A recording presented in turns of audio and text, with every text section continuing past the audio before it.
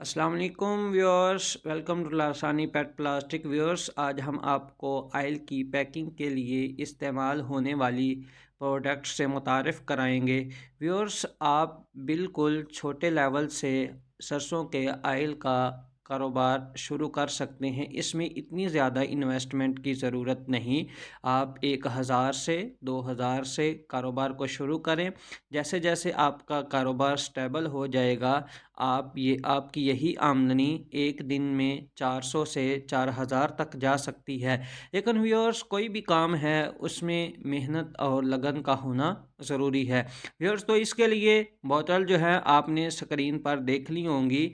ये तमाम bottle with cap हमसे आप मुनासिब रेट पर परचेज़ कर सकते हैं और आपको मार्केट के मुतालिक मुकम्मल तौर पर गाइड किया जाएगा।